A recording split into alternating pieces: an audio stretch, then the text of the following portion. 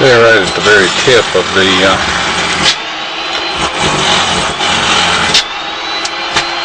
tab is some more of this real dark material. As soon as it's exposed to the light, it begins to turn a lighter brown, and this is typical of very old blood. So we'll take some more of this sample here, and it seems to have come down through this area here, as we've collected it all the way along and down into this crevice that communicates with the chamber that the Ark of the Covenant's in.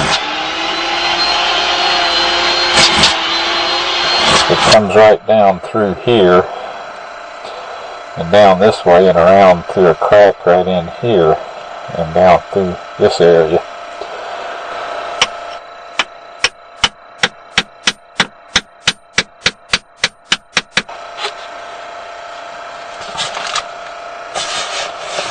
Anyway, I have several samples of it that I have taken. For many years the specimen sat untouched.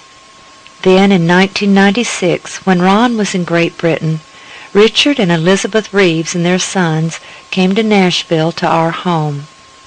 Richard had a new, unique, and very powerful microscope he wanted to show us. Leviticus 17:14 informs us that the life of all flesh is the blood thereof. Once again, scientists are finding out that the truths of Scripture are far more literal than they ever imagined. Tiny particles have been discovered in blood that are seemingly indestructible. These tiny particles are less than 1/10 of a micron in size, and while they cannot be seen using standard medical microscopes, new methods of microscopy have been developed which makes it possible to see them in their living state.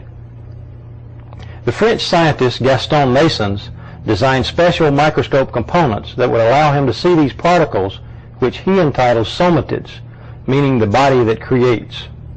Through experimentation, Professor Naessens found that these somatids contain genetic material yet to be fully understood by the scientific community.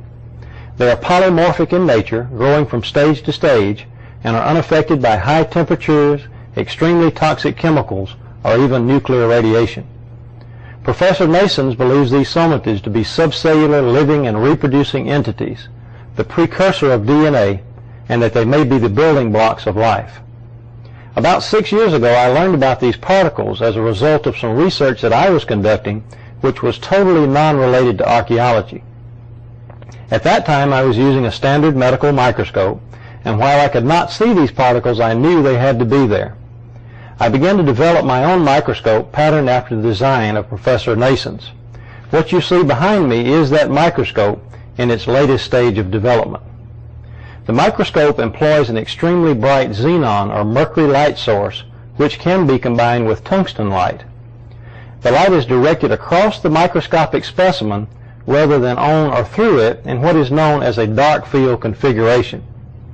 The light reflecting off the object is transmitted through the microscope and is magnified over 1,000 times. The image is then captured by a sensitive CCD camera and transmitted to a monitor for viewing at screen magnifications of up to 30,000x. Under these conditions, the tiny living particles can plainly be seen against a dark background. In 1996, my family and I made a trip to Nashville to visit the Wyatts. I brought along the microscope, which at that time was somewhat portable in its early stage of development, and set it up in the basement of the Wyatt's house. One evening, Mary Nell Wyatt asked me to take a look at some material from a burial cave to see if these tiny particles were present. Without my knowledge, one of the samples was actually the blood sample that Ron had taken from the Ark of the Covenant dig. The sample was placed under the microscope, and as the specimen began to come into focus, thousands of tiny particles, somatids if you will, became plainly visible. At that time, Mary Nell, who was standing behind me, began to weep. As I turned around and saw the expression on her face, I realized immediately that the sample we were looking at was actually the sample that Ron had found to be the blood of Christ. Okay, Mary Nell's going to take the sample and Mix it with sterile water.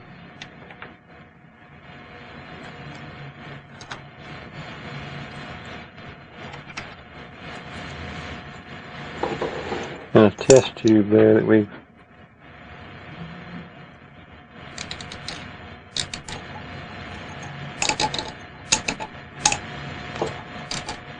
that'll be enough. Okay.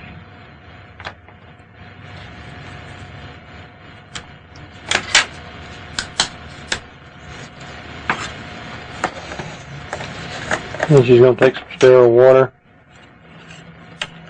and put a little bit, just a drop's all we need, Mary Nell, and then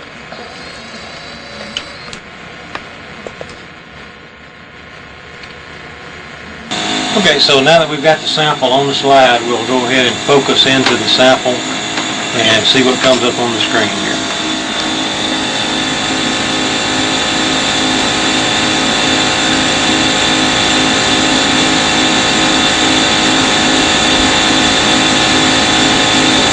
And there they are, thousands of living particles, less than a quarter of a micron in size. The spores are maybe a half micron, and but most of those little particles that you're looking at is 17,000 x magnified on the screen 17,000 times. You know, in the Bible it tells us that the life is in the blood, and there's little living particles that most people are unaware that are there.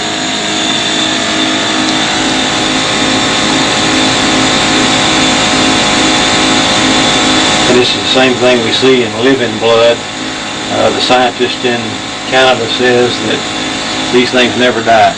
The blood may dry up, but these things, he says, they're indestructible, and he says they are the basis of life.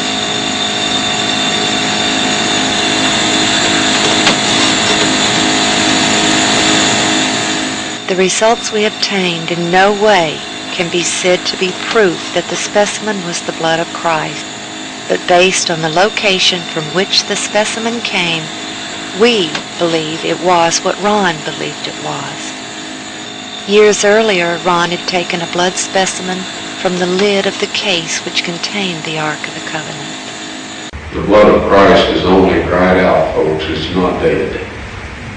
When we rehydrated it with normal saline, 72 hours of body temperature with slight, very gentle swirling,